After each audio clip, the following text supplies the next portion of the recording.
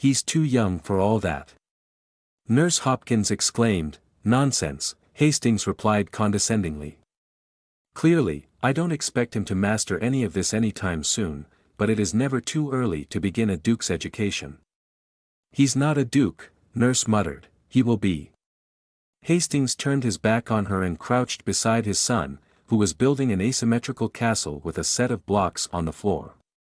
The Duke hadn't been down to Cliveden in several months, and was pleased with Simon's growth. He was a sturdy, healthy young boy, with glossy brown hair and clear blue eyes. "What are you building there, son?" Simon smiled and pointed. Hastings looked up at Nurse Hopkins. "Doesn't he speak?"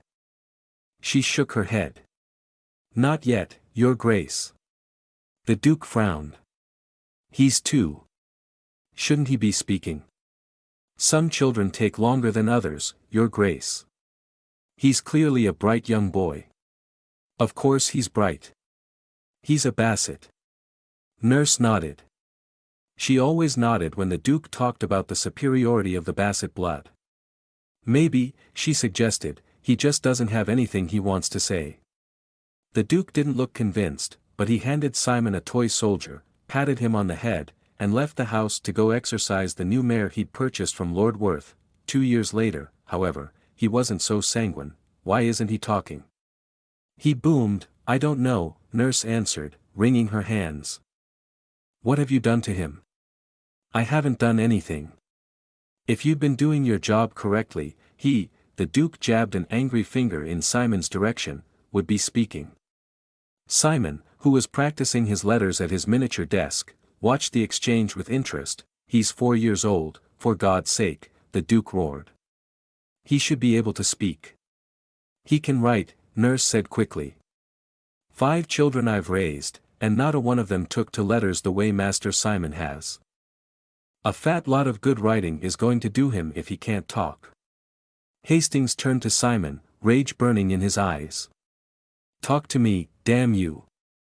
Simon shrank back, his lower lip quivering. "Your Grace." Nurse exclaimed. "You're scaring the child." Hastings whipped around to face her. "Maybe he needs scaring. Maybe what he needs is a good dose of discipline.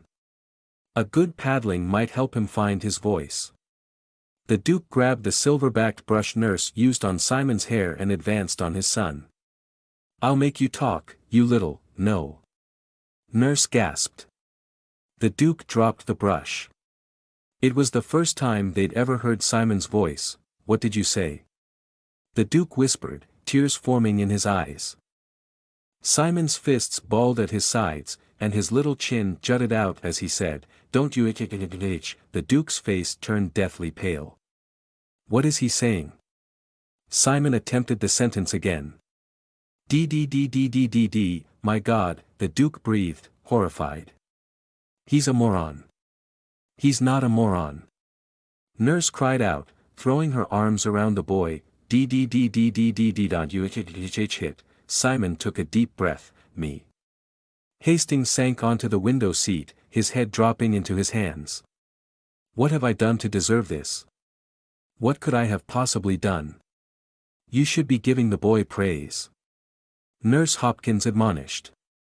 "For years you've been waiting for him to speak, Anne. And he's an idiot." Hastings roared. Simon began to cry. "Hastings is going to go to a half-wit," the Duke moaned. "All those years of praying for an heir, and now it's all for ruin. I should have let the title go to my cousin." He turned back to his son, who was sniffling and wiping his eyes, trying to appear strong for his father. "I can't even look at him," he gasped. "I can't even bear to look at him." And with that, the Duke stalked out of the room. Nurse Hopkins hugged the boy close. "You're not an idiot," she whispered fiercely. "You're the smartest little boy I know. And if anyone can learn to talk properly, I know it's you." Simon turned into her warm embrace and sobbed. "We'll show him," Nurse vowed.